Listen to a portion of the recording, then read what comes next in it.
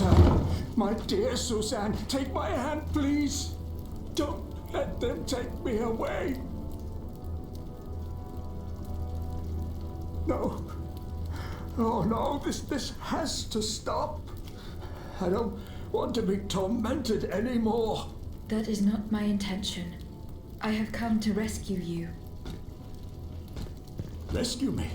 But what on earth are you? It is of no importance.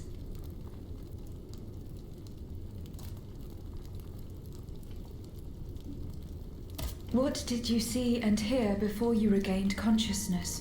I had frightful visions, rageful wraiths filled with pain and sorrow. And it was cold enough to curdle the blood. Oh, it's impossible to describe. All the rage and anger. I was in another body, I think.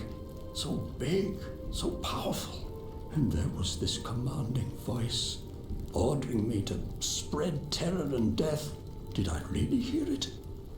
Or did I momentarily lose my mind?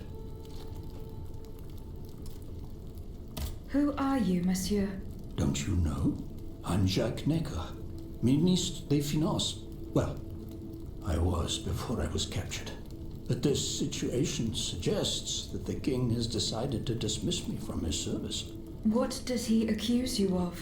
My alleged connivance with the Third Estate, no doubt.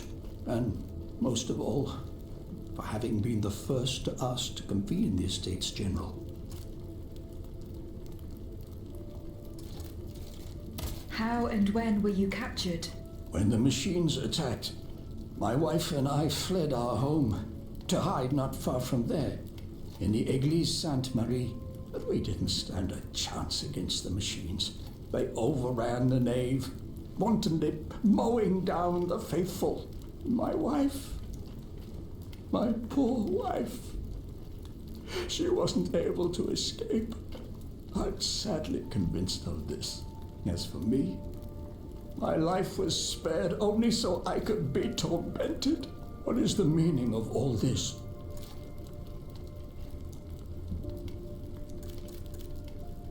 What will you do now? There is no future for me in this kingdom. I need to find a safe place where I can prepare for my departure as soon as possible.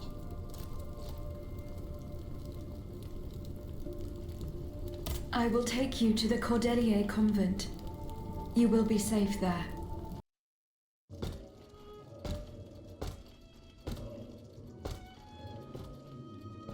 À la bonne heure, she's back.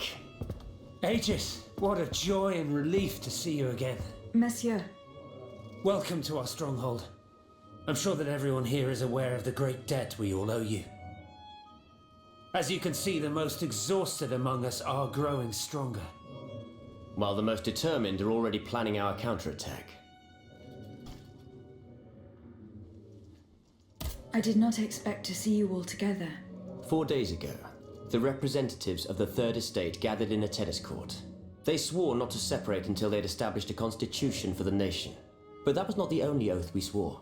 All the honorable men who were at Versailles, representatives and patriots, members of the Club Breton, secretly swore to meet here if they were dispersed. You, Aegis, have allowed them to gather once again. Though unfortunately many are missing, we still have hope. Why did you choose to meet in this convent? It was my idea.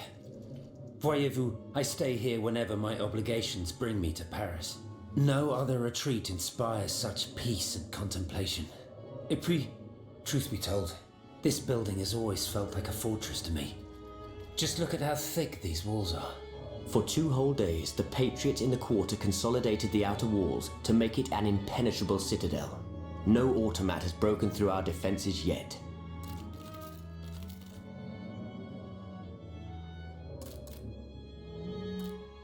Where are the monks, mon père? They are secluded in their quarters, praying for the salvation of the people of Paris. However, we bear no illusions. We are weak, we are divided. And we are unarmed. Without you, without your warrior strength, we have no chance of turning things around. You are sent by heaven above, Aegis. From now on, you may consider the Cordelier convent your headquarters and a welcome refuge.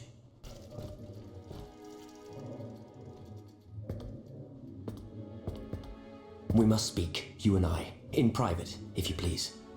Monsieur de Lafayette must not hear a word of what I'm about to tell you. What do you mean? You all seem to be certain that I will use my strengths to serve your cause. Are you forgetting that I have a task to accomplish? Not at all, madame. We all know and support your plan to free Monsieur de Vaucanson. That is why I've taken the time to think of a way for you to get to the Bastille. I am listening. There is a patriot in Paris whose pamphlets have aroused Monsieur de Lafayette's ire. His anger is so strong that the poor man had to disappear to escape arrest. I know that he is secretly hiding in the quarries in Montmartre, a labyrinth he is said to know like the back of his hand. If anyone can help you navigate the obstacles that keep you from the Bastille, it is the elusive Monsieur Marat. Very well. I will go and find him.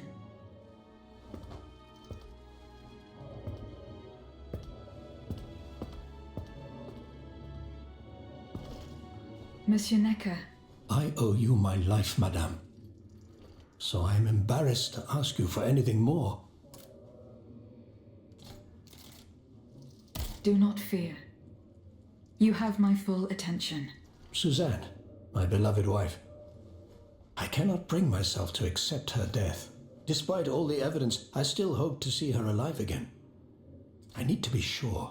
Mon Dieu, what have I done to deserve such a fate? Why has the king sworn to destroy me?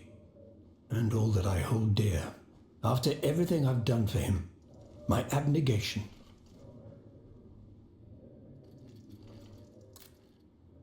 I will look into what happened to your wife. Bless you, madame. Where should I start my investigation? In the Faubourg Saint-Germain, east of Les Invalides, we were separated in the Église Sainte-Marie, on Rue de Bourgogne. Why would the king owe you anything? I dedicated my life to the kingdom as his minister. Oh, my life and my fortune as well. I refused to accept any remuneration for my services in order to keep the accounts balanced. And I personally filled the king's coffers with 2.5 million livres from my own private accounts, bonds in the Caisse d'Escompte, which the king keeps in a tailor-made armoire de fer in the Palais des Tuileries. He stores all his secrets there. I'd wager there's enough in there to sully his reputation 100 times over. You must retrieve these bonds post-haste, madame. They must not be used to allow this madman to build more murderous automats. Do I have any chance of opening it? Don't even think about it, madame. Despite your incredible strength, that safe is said to be impenetrable. It was designed precisely to that effect. I personally never had access to it. I suppose that its contents were too unofficial for the honest minister that I always was. Who has the key? The king does, that's for sure. Anyone else? How could I know?